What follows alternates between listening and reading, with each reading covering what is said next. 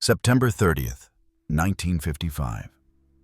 5:45 p.m. Route 466, California. Two cars collide at an intersection. Metal screaming, glass shattering, the sound of impact echoing across empty highway. In the wreckage of a silver Porsche 550 Spider, nicknamed Little Bastard, James Dean is dead. 24 years old, neck broken, internal injuries, death instantaneous. The other driver, Donald Turnipseed, walks away with minor injuries. He'll live another 40 years. But James Dean, one of the most promising actors of his generation, star of only 3 films, is gone. Police arrive, paramedics, reporters. By nightfall, the world knows. James Dean died in a car crash, driving too fast, living too recklessly, the rebel who burned too bright. But here's what the world doesn't know, what nobody talks about, what got buried in the official reports and forgotten in the legend. James Dean knew he was going to die, not suspected, not feared, knew, with absolute certainty. He spent his last 7 days saying goodbye, settling affairs, acting like a man preparing for death. Friends noticed but didn't understand. Colleagues saw strange behavior but dismissed it. And one man, actor Alec Guinness, warned him directly 7 days before the crash. "You will be dead within a week." James heard the prophecy, laughed, then spent the next 7 days proving it true. This isn't speculation. This is documented, witnessed, recorded in interviews, police reports, personal accounts from dozens of people who saw James Dean in his final week. People who later said, he was different, erratic. It was like he knew something we didn't. This is the story of those 7 days. September 23rd to September 30th, 1955. The countdown to death. The week James Dean spent preparing to die. Whether he knew consciously or subconsciously, whether it was premonition or self-fulfilling prophecy, one thing is certain. James Dean's last week was not the behavior of someone planning a future. It was the behavior of someone saying goodbye. 7 days before death, September 23rd, 1955, Friday evening. The Villa Capri restaurant, Hollywood. James Dean is having dinner with friends. British actor Alec Guinness is in Los Angeles for meetings. They've never met before, but have mutual friends. Someone makes introductions. Outside the restaurant, James's new car is parked. The Porsche 550 Spider, silver with racing stripes. He bought it 2 days ago for $7,000.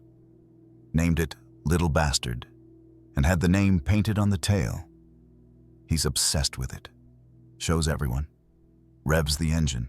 Talks about racing it in Salinas tomorrow. Alec Guinness walks outside with James. Looks at the car. And something happens. According to Guinness's own account, told repeatedly in interviews until his death in 2000, he feels an overwhelming sense of dread, not dislike. Dread. Like the car is cursed, marked wrong. "Please don't get in that car," Guinness says. James laughs. "What? Why?" "I don't know. But if you get in that car, you will be found dead in it by this time next week." The specificity is chilling. Not "you might die," not "be careful," but "you will be dead by this time next week." 7 days. Exact. James's friends laugh nervously. James himself seems amused. "Come on, man. It's just a car." But Guinness is serious, insistent. "I'm not joking. Please, don't drive it. James shrugs it off, gets in the Porsche, revs the engine, drives away. Guinness watches him go. Later, decades later, Guinness will say, "I felt it, absolute certainty. That boy was going to die in that car." And he did, exactly 7 days later. Coincidence? Premonition? Guinness never claimed to be psychic, never made predictions about anyone else. But that night, September 23rd, 1955, he knew. And he told James Dean, and James laughed. But here's what nobody talks about. After that warning, James's behavior changes. Subtly at first. Then, obviously, like Guinness's words flipped a switch, planted a seed, or confirmed something James already suspected. The countdown has begun. 6 days before death, September 24th, 1955, Saturday. James is supposed to race the Porsche at Salinas Fairgrounds. It's a small amateur race. Nothing serious, just for fun. But that morning, he cancels. Tells the organizers he's not ready. The car needs adjustments. He'll race next weekend instead. Friends are surprised. James has been talking about this race for weeks. Excited, obsessed. Why cancel now? James doesn't explain. Just says he needs more time with the car. Needs to understand it better. Needs to feel ready. That afternoon, he visits Ursula Andress. She's 19, Swiss, beautiful. They've been having an affair for the past month during the filming of Giant. Secret, passionate, complicated because Ursula is engaged to actor John Derek. But today, James is different, distant, cold. They fight.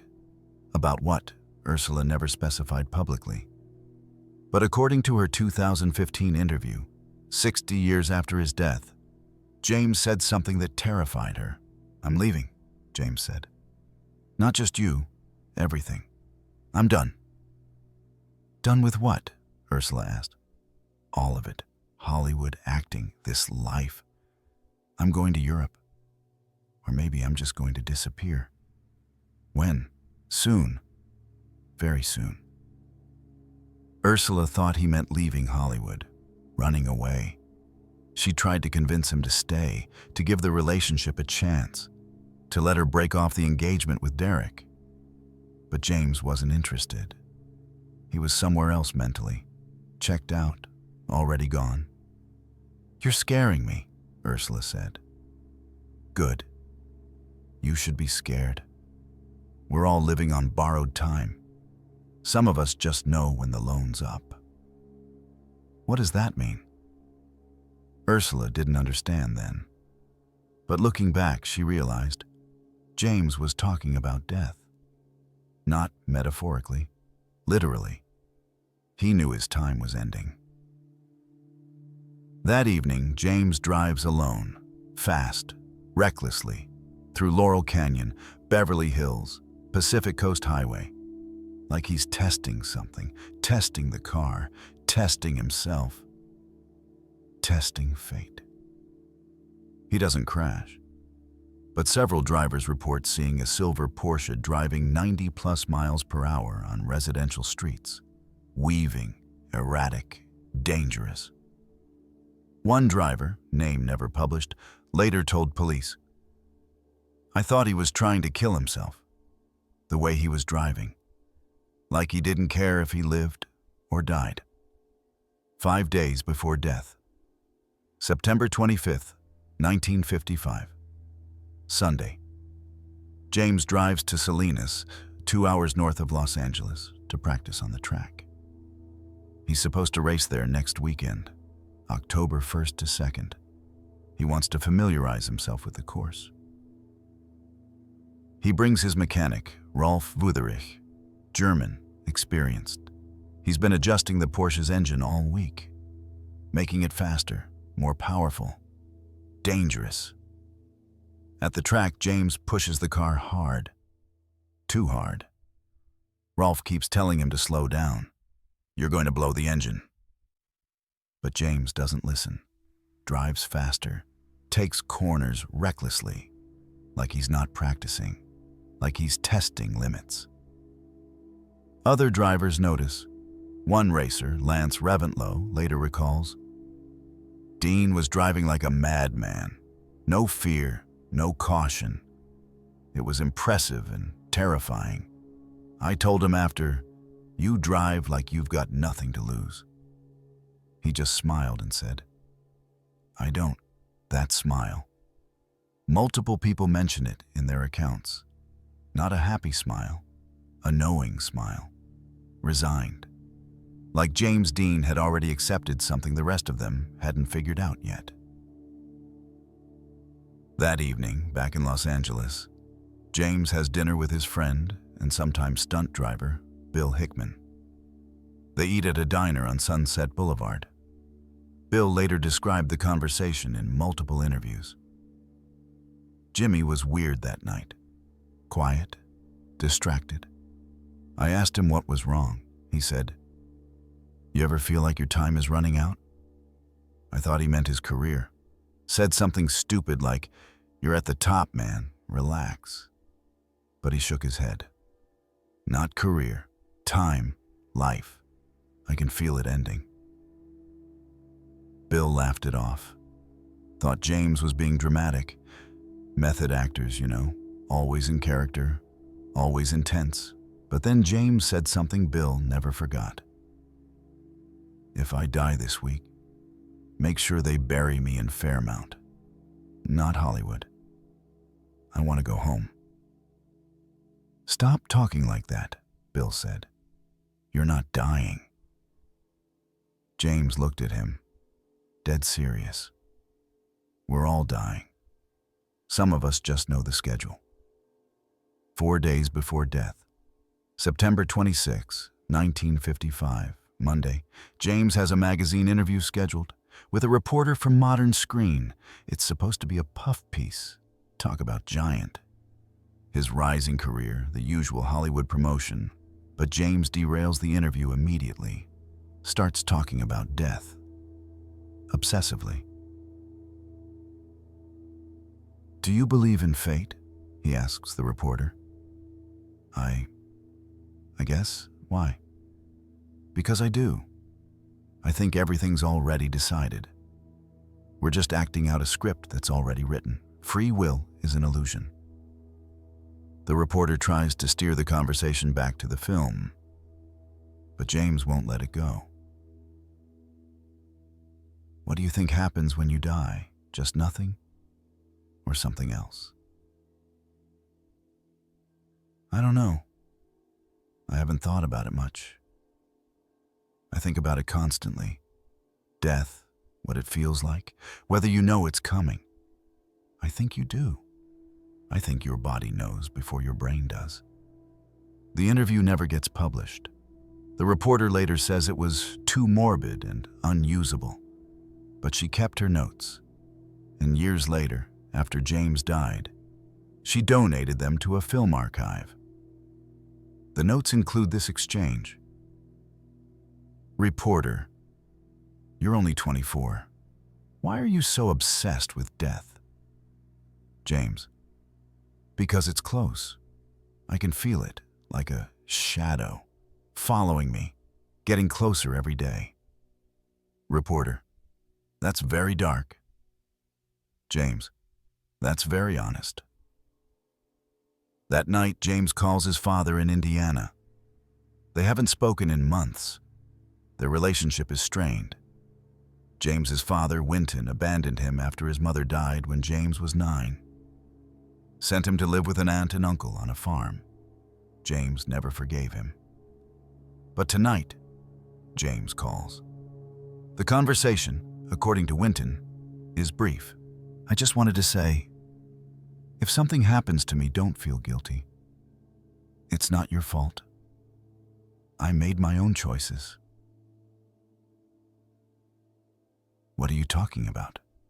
Is something wrong? No. Everything's fine. I just wanted you to know, that's all. Then he hangs up. Winton is confused, worried, but he doesn't call back, doesn't follow up. 4 days later, his son will be dead. 3 days before death, September 27, 1955. Tuesday. James spends the day at Warner Brothers' studio, doing post-production work on Giant, looping dialogue, reviewing edits, routine stuff. But his behavior is off. Director George Stevens notices. James keeps stopping in the middle of takes, staring off, distracted. "You okay?" Stevens asks. "Yeah, just tired." But it's not tiredness, it's something else. Stevens later tells friends, he looked haunted, like he was seeing something the rest of us couldn't see. That afternoon, James visits the studio photographer, asks for a portrait session. Just him. No publicity, no press, just photographs for personal archives. The photographer, Dennis Stock, agrees, sets up lights, takes dozens of shots, black and white. James in his white t-shirt, jeans, leather jacket, looking directly at the camera. Stock will later say, those photos were eerie, the way he looked, like he was saying goodbye. I didn't realize it at the time, but looking back, those were funeral photos. He was documenting himself before he died. In the most famous photo from that session, James leans against a wall, arms crossed, face serious, eyes intense, not posing, just being, existing, present in a way that feels final. That photo will become iconic after his death, reproduced millions of times. On posters, t-shirts, magazine covers, the image of James Dean the world remembers, taken 3 days before he died. That evening, James has dinner with his friend Leonard Rosenman, who composed the music for East of Eden. They meet at a restaurant in West Hollywood. Leonard later describes the conversation in his autobiography. Jimmy was talking about death again, but this time it was different, more specific. He said, "I think I'm going to die soon, maybe this weekend." I told him to stop being morbid. He said, "I'm not being morbid, I'm being realistic. I can feel it coming. Like an appointment I can't miss." Leonard is disturbed. "That's not healthy thinking, Jimmy. It's not thinking, it's knowing." "How can you know?" "I just do. The way you know when a storm's coming. You feel it in the air. That's how death feels. It's already here, just waiting for the right moment." Leonard tries to change the subject, but James keeps circling back, talking about funerals, about whether anyone will remember him, about legacy. "Do you think people will care after I'm gone, or will they forget?" "You're not going anywhere. But if I did, would it matter?" "Of course it would matter. You're talented, I'm nobody, 3 films, that's all. What kind of legacy is that?" "It's enough." James shakes his head. "Nothing's ever enough. That's the problem." 2 days before death, September 28, 1955. Wednesday, James wakes up late, hungover. He was drinking alone the night before, heavily. Friends say he's been drinking more than usual all week. Not for fun, for escape. He calls his insurance agent, asks about life insurance policies. The agent is surprised. James has never asked about this before. "I want to make sure everything's in order. If something happens to me, where does the money go?" "Nothing's going to happen to you. You're 24. Just tell me." The agent explains the policy. Beneficiaries. Payouts. James listens carefully, takes notes, then hangs up without explanation. That afternoon, photographer Sanford Roth arrives at James's house. Roth is driving up to Salinas with James on Friday for the race. He's documenting the trip for a magazine story. Today, he's doing preliminary shots. Candid photos of James preparing. Roth takes pictures of James with the Porsche, checking the engine, polishing the paint. In some photos, James is smiling, playing for the camera. But in others, when he doesn't know Roth is shooting, his face is different. Serious, sad, resigned. One photo in particular haunts Roth for the rest of his life. James sitting in the driver's seat, hands on the steering wheel, looking straight ahead through the windshield. Not at the camera, at something beyond. Roth will later say, "In that photo, he looks like he's already gone. Like his body's there, but his soul's somewhere else. I've never seen anything like it." That evening, James visits his friend and former lover, Barbara Glenn. She's an actress. They dated briefly in 1954, stayed friends after the relationship ended. James shows up at her apartment unannounced. Barbara is surprised. They haven't seen each other in weeks. "I needed to see you," James says. "Why? What's wrong?" "Nothing, I wanted to say goodbye." "Goodbye? Are you going somewhere?" "Maybe, I don't know. I just needed to see you one more time." They talk for hours about the past, about regrets, about the future neither of them will have together. Barbara notices James is emotional, raw, vulnerable in a way he rarely shows. "You're scaring me, Jimmy. What's going on?" "I don't know how to explain it. I just feel like time is running out. Like I need to see everyone, say the things I haven't said, before it's too late." "Too late for what?" James doesn't answer, just hugs her, long, tight, like he's memorizing the feeling. When he leaves, Barbara calls a mutual friend. "Something's wrong with Jimmy, really wrong. He's acting like he's dying." The friend laughs. "He's always dramatic, you know how he is." But Barbara doesn't laugh. This is different. One day before death, September 29th, 1955. Thursday. The day before the race. The day before the crash.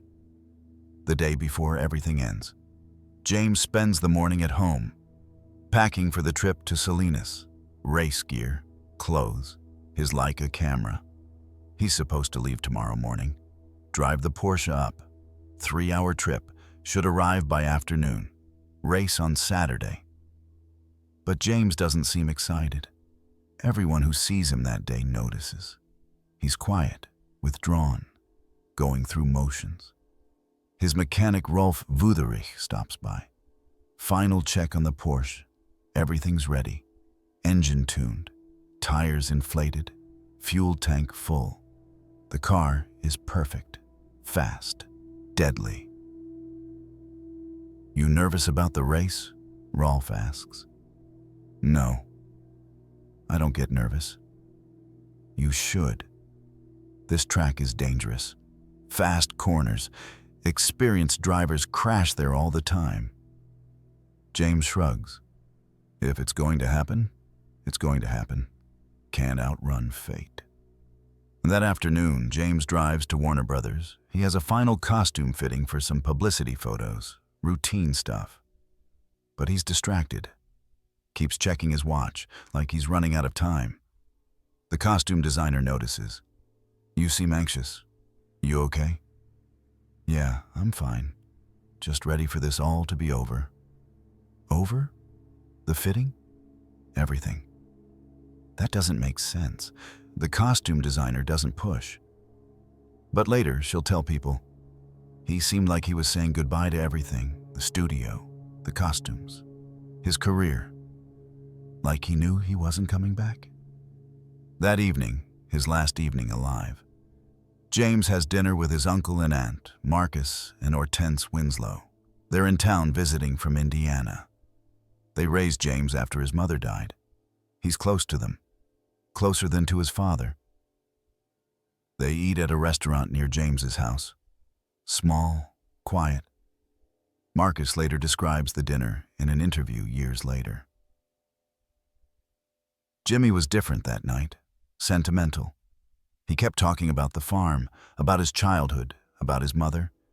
He told us he loved us, which wasn't like him. He wasn't good at saying things like that. We asked if everything was okay. He said, "Everything's fine.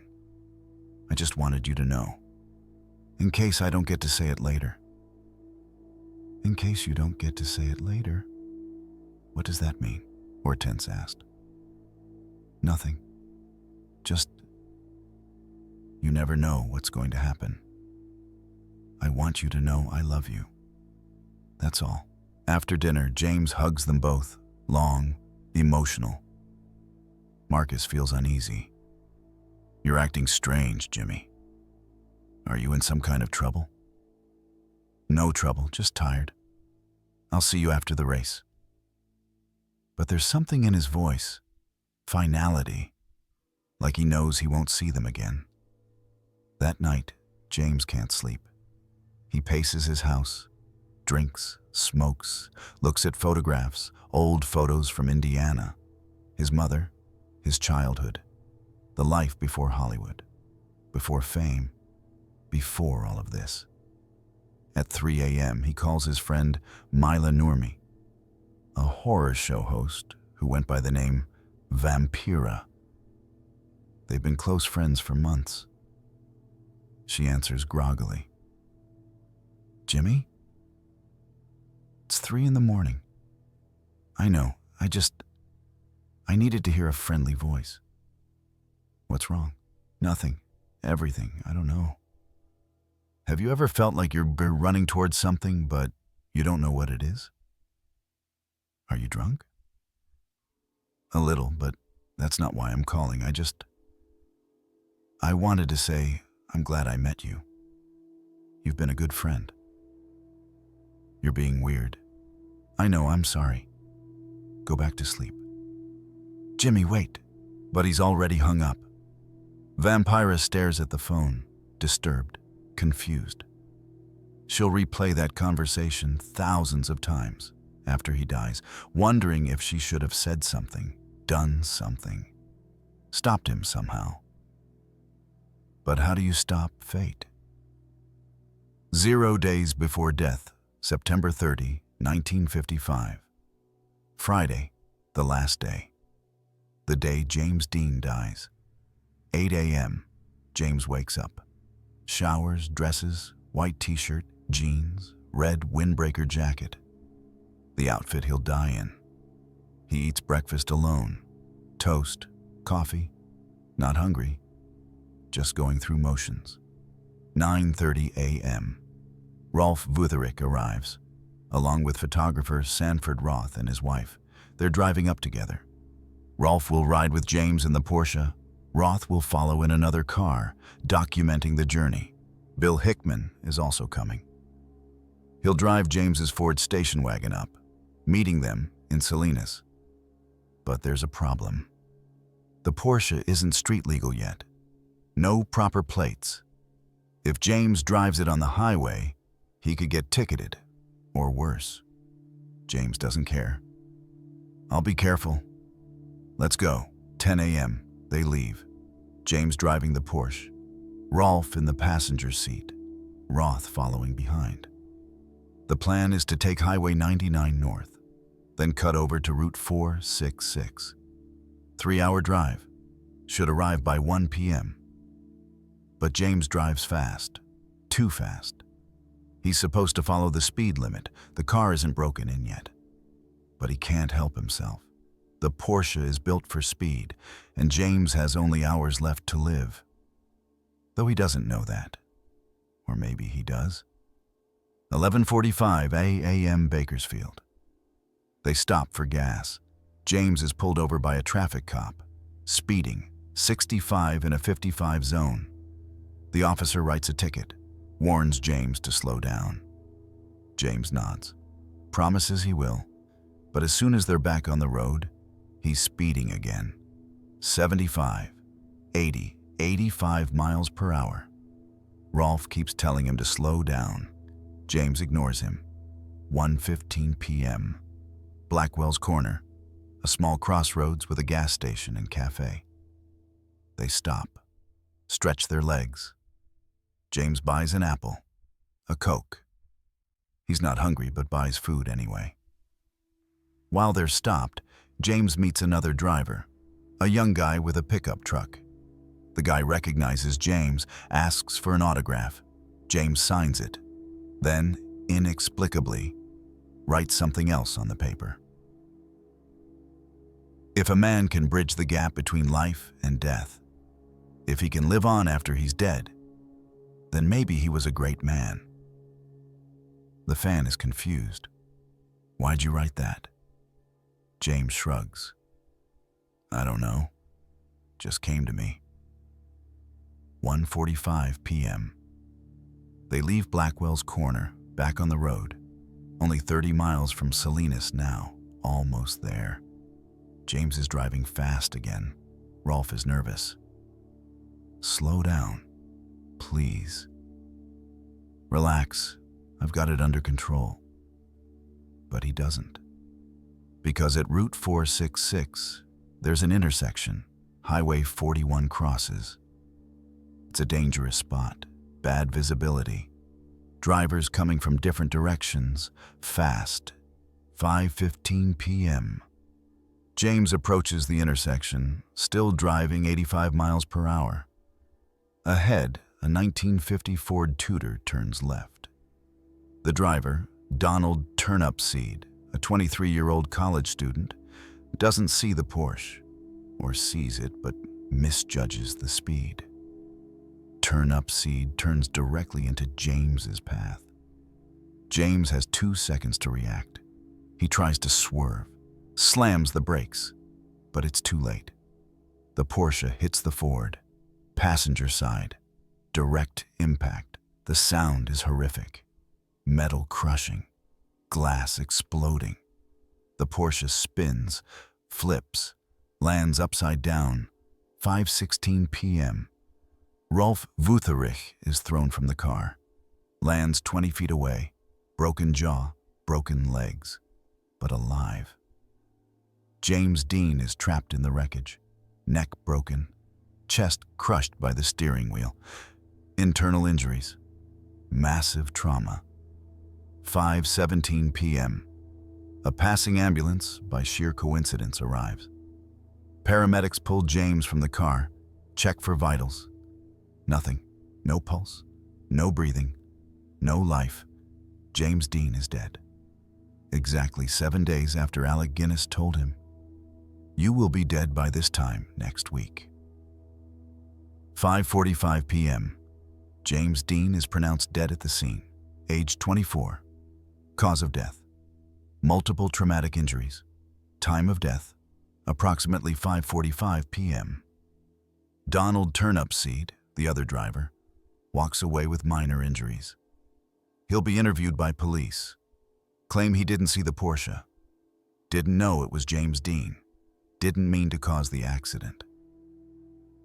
He's not charged. Not held responsible. Just unlucky. Wrong place, wrong time, wrong victim. But some people, including Alec Guinness, will always wonder, was it an accident? Or was it fate? Was James Dean driving recklessly? Or driving toward a death he knew was waiting? The wreckage of the Porsche is towed away. The body taken to a mortuary. By evening, news outlets are reporting James Dean killed in car crash, Hollywood in shock. The rebel is dead. But those who knew him in his final week aren't shocked. They're haunted. Because they remember the conversations, the goodbyes, the strange behavior. the sense that James Dean was preparing for something. Bill Hickman, driving the Ford station wagon, arrives at the crash site 30 minutes after impact, sees the wreckage, the body being loaded into an ambulance. He remembers the conversation days earlier. "If I die this week, bury me in Fairmount." Vampira hears the news on the radio, remembers the 3 a.m. phone call. "I just wanted to say I'm glad I met you." Barbara Glenn hears the news, remembers James saying goodbye. "I needed to see you one more time."